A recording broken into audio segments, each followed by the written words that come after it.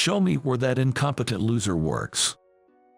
The one who soured my excitement for the long-awaited reunion was Mary. She's always been mean to me, trying to get the upper hand like this. The reason is that I wasn't very good at studying during our school days. I was irritated by her holding on to that, even at 40, but at the same time, I was impressed she could remember such things. It seems Mary, who thinks I'm incompetent because I wasn't good at studying, wants to see where I work. So, after the reunion, I decided to take her to her husband's company's CEO office. She doesn't know I'm the CEO of a major company with 7,500 employees and laughs at me for not teasing her. However, when her husband came out from inside the office and explained the situation, she turned pale. And then, she regretted her past actions. My name is Robert. I'm turning 40 this year. I run a company with 7,500 employees and have recently managed to take some time off. When the company was new, I was too busy to even think about leisure, let alone attend reunions. But I've RSVP'd to the upcoming reunion. This reunion will be attended by classmates from our senior year of high school. As I looked through the yearbook to see who would be there, among all the familiar faces, there was one that made me feel a sense of aversion. That person was Mary, who used to lead our class. She was a kind of leader in our class, always in charge of organizing class events and was part of the so-called popular group. Looking at Mary's photo, I couldn't help but remember the past. I think it was sometime in our senior year.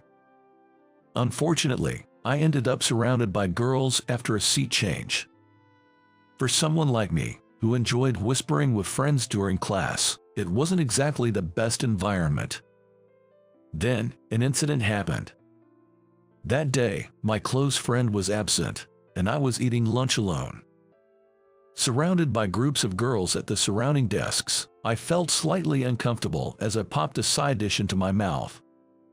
Hearing the beautiful chirping of birds from outside, I instinctively wanted to see the view and looked up towards the window.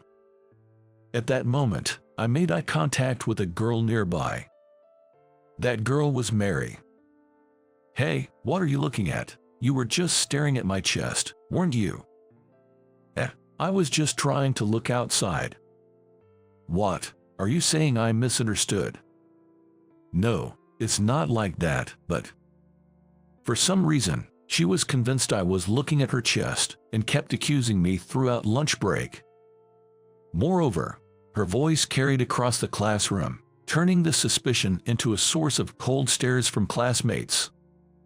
No matter how much I tried to explain, Mary seemed determined to paint me as a bad guy.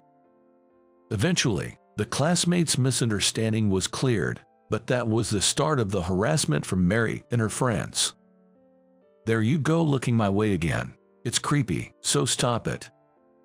"I told you, I'm not looking at you." "Sure you're not." Accusations like these were frequent, and sometimes they'd even hide my textbooks. My classmates and friends always came to my rescue, but Mary never stopped her harassment.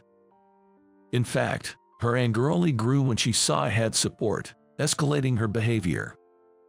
For example, she'd write fake love letters to call me out, only to ridicule my earnest waiting, or she'd give me a different meetup location for a class party.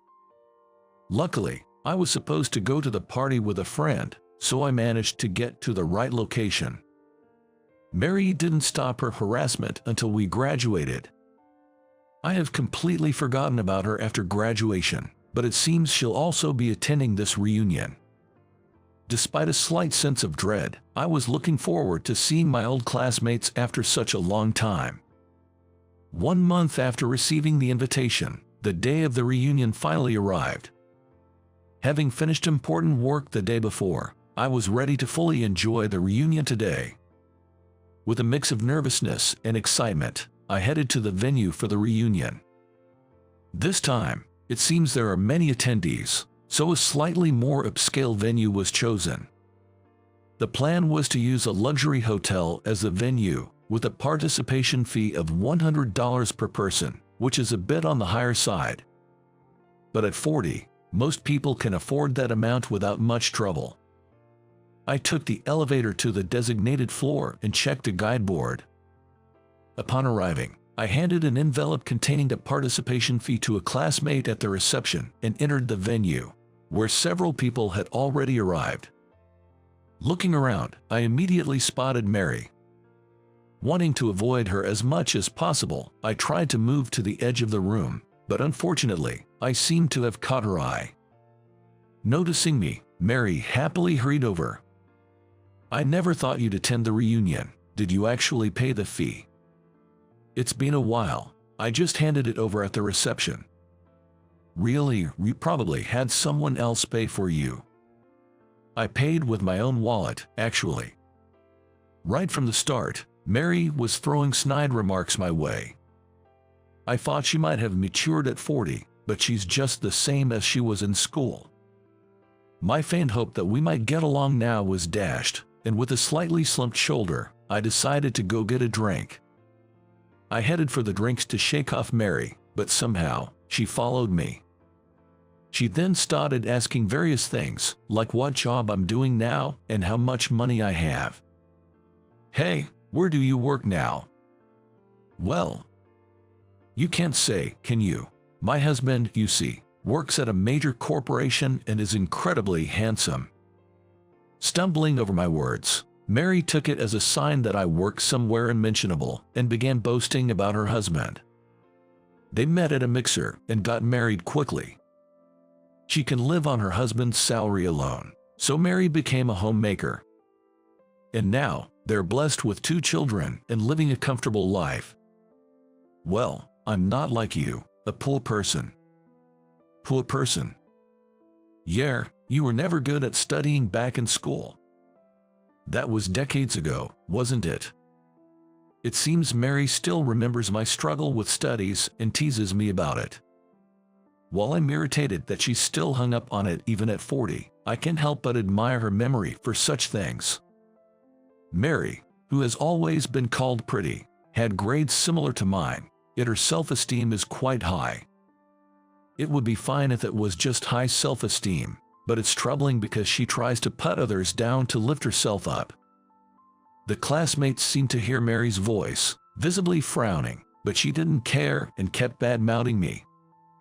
As the reunion went on, I enjoyed catching up with old friends, but towards the end, Mary cornered me again. "Show me where that incompetent poor person works." "My workplace." "Yeah, you must be free after this, right? Take me there." She seems to still want to look down on me. I hesitated a bit, but it would be annoying to leave her with the wrong impression, so I decided to take her to my workplace. "All right, meet me in front of the hotel after the reunion is over." "I'm looking forward to it. You're probably working in some rundown building, right?"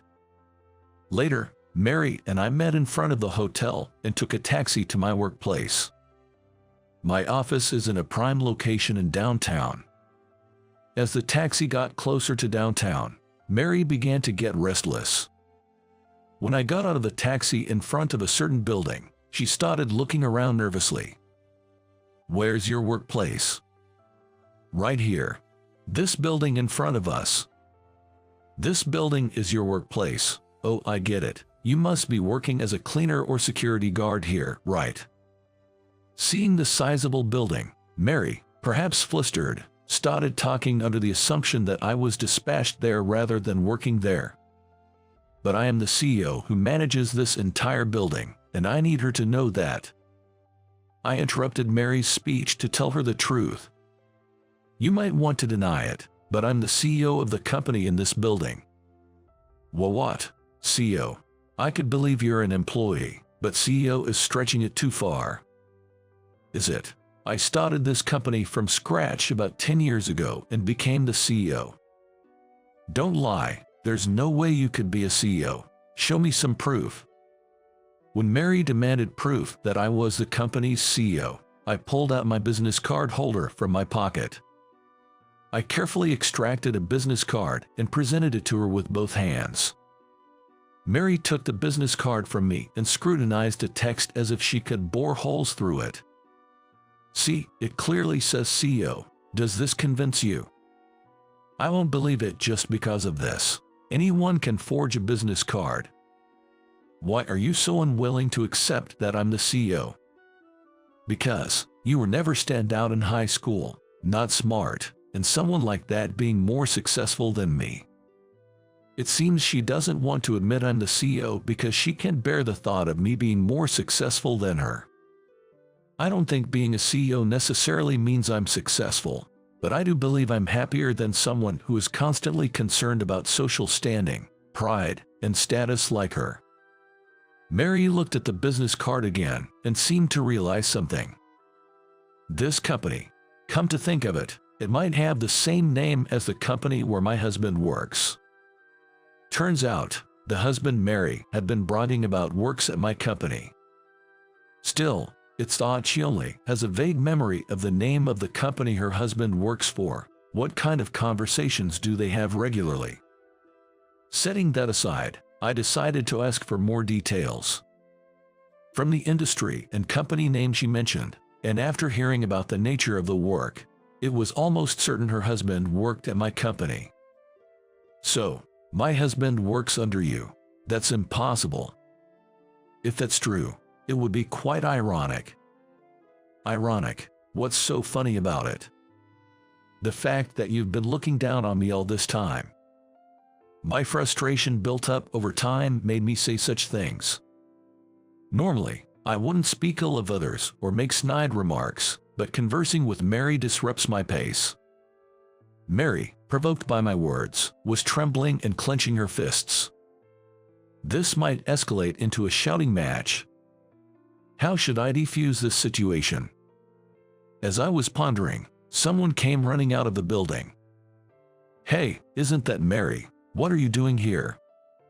The person who emerged from the building was Steve, Mary's husband.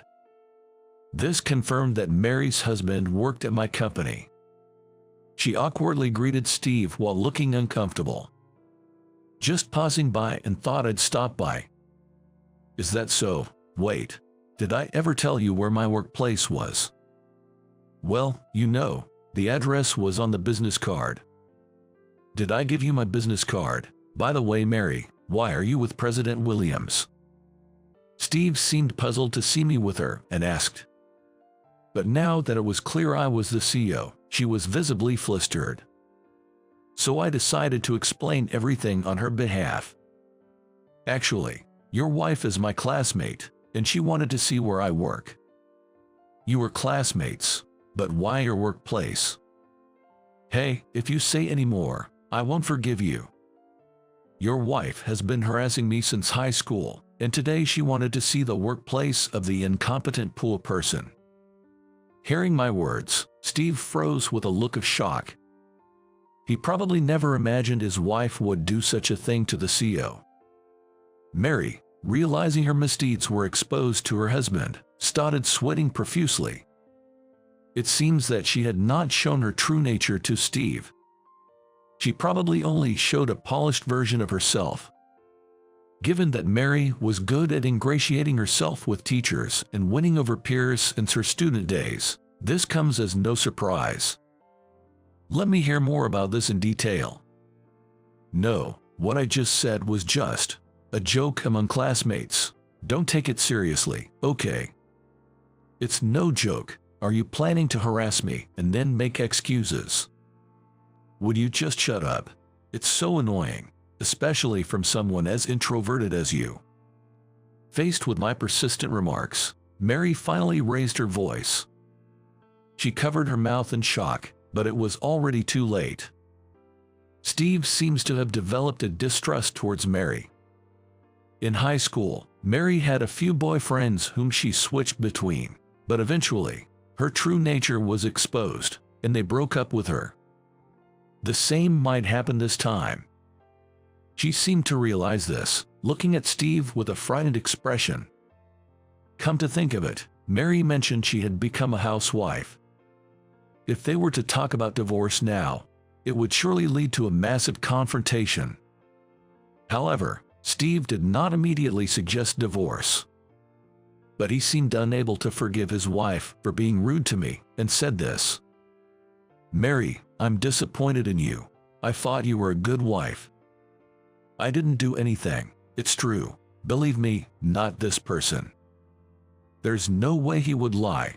Besides, actually, the kids have come to me with some concerns too. Concerns about what? It seems the kids have also noticed Mary's unpleasant character and have discussed it with their father, Steve. Considering the numerous troubles she has caused at the kids' school, they are under a lot of stress. From dominating conversations among mothers to demanding preferential treatment for her child from teachers, I couldn't help but nod as Steve told me these stories. I haven't seen Mary since our senior year of high school, but somehow, I can imagine. I had hoped you had become a better person, but it seems I was wrong. I don't have time to deal with you right now. Go away. Hey, how dare you speak to him like that? As an argument between Mary and Steve heated up, I decided to leave the scene. Staying any longer would only involve me further. I quietly slipped away, but Mary seemed not to notice at all. 3 days later, Steve came to me and updated me on the situation. Apparently, Mary loves the kids too much and unintentionally lashes out at others. And I learned that she used to be hostile towards me during our school days. Seeing me with many friends and a close family made her envious. I always thought of myself as an ordinary, unremarkable person, but it seems Mary saw me differently. Then, Steve began to express how grateful he was to me. Steve was struggling with job hunting and had no choice but to take on physically demanding work. At that time, it was me who approached Steve, who was looking downcast in the park. I suggested to him that if he was job hunting, why not work for us? Back then, we had just started the company, so we couldn't pay much, but now that the company has grown, I believe we're providing a salary that matches his abilities. I was grateful for the few employees willing to work with us in those early days, and it turns out Steve was grateful to me too. If you hadn't reached out to me back then, who knows where I'd be? I'm the one who should be thankful. You really helped me out by accepting my offer. When I told my wife about it, she stopped arguing. So, have you made up? When I asked this, Steve shook his head yes. I can forgive Mary for the harassment, but maybe she had her own issues and conflicts. It just so happened that I was the target of her harassment at the time. Mary still sulks at times, but she seems to have a keener expression than before. And then, for some reason, on Valentine's Day, Steve gave me chocolates. I was told Mary was the one who sent the chocolates, and I was quite surprised. Why would Mary give me chocolates? Maybe it's her way of apologizing. Please do accept them. An apology. Then I have no choice but to accept. With that, I took the chocolates that were offered. Unwrapping them, I found a letter of apology inside. Although I still disliked Mary when I attended the reunion, now I don't feel as angry. I thought it was strange to have my feelings changed by chocolates and a letter, but those two things seemed to reveal her true intentions. Mary must be a person who finds it hard to express herself honestly. As I ate the chocolates with my wife, I thought about this. Sometime after the reunion, I was back to my usual routine. It's a busy period, so I have to work overtime, but I make sure to spend time with my family. I believe the reason I'm able to stay healthy is that my wife lovingly prepares healthy meals for me. When I'm alone, I tend to eat instant noodles or fast food, but knowing that my wife is waiting at home with delicious food makes me want to work harder. Recently, she's even started making lunch boxes for me to take to work. Now that the children are a bit older, my wife seems to have more time on her hands. While enjoying my lunchbox full of love, I look over the materials. Soon, there will be a meeting about expanding overseas. Driven by the desire to make our company known worldwide, We are preparing for this international expansion. It might get busier, but that just means making more time. Even when busy, whether having dinner with my family or staying up late eating instant noodles, even when staring down documents in my computer, I feel happy. It's like I can really feel alive. Having a job to do and a family to care for is more than enough for me.